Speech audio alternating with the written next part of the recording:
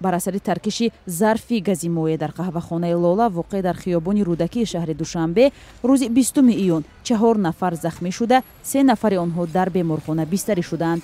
осеби даҳо ҷавонони аз 20 то 35 сола ҳастанд ва пизишкон ҳолати онҳоро вазнин арзёбӣ мекунанд. дар соатҳои 10-20 нафар бемории сухта дар шӯъбаи мо муроҷиат карданд. айни ҳол ҳолатшон вазмин, 2 нафари 35% бо сухтаи роҳи нафас дора, садма қатъӣ, 1 нафар гашт 50%, иншон бо сухтаи роҳи нафас садмаи дараҷаи вазмин бистарӣ шуданд. айни ҳол дар шӯъба дар зери назорати мутахассисони эҳёгар тавбат гирифтаанд. ҳодиса соати 9:20 рух додааст. ба гуфтаи мақомот сабаби таркиш риоя накардани талаботи қоидаҳои бехатарӣ будааст. ҳолати вазмине ки аст баровардан дар кор ба муддати 3-4 рӯзе ки аст. ино бештар куҷошон роҳи нафас?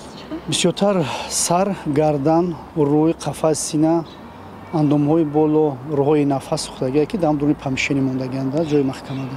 ҳоло ки корҳои покорӣ дар ин қаҳвахонае ки дар он таркиш рух додааст идома дорад, вале шоҳидони айнӣ ва ҳам соҳибони ин қаҳвахона нахостанд бо мо суҳбат кунанд. санҷиши сабабҳои сарзадани сӯхтор дар ин қаҳвахона аз сӯи Сарраёсати хадамоти давлатии оташнишонии Вазорати корҳои дохилӣ ва додситонии шаҳри Душанбе оғоз шудааст. дар Душанбе 4 сол боз истифода аз зарфи газ дар манзили сокинон мамнӯъ шудааст. аммо ҳанӯз маълум нест ки ин маҳдудият ба ошхонаву қаҳвахонаҳо ҳам рабт мегирад ё не. масъулони хадамоти оташнишонӣ мегӯянд барои пешгирӣ аз сӯхтор истифодаи зарфҳои газӣ мамнӯъ шудааст. Сарвинози Рӯҳулло, Нигораи Фазлиддин, Радиои Озодӣ, Душанбе.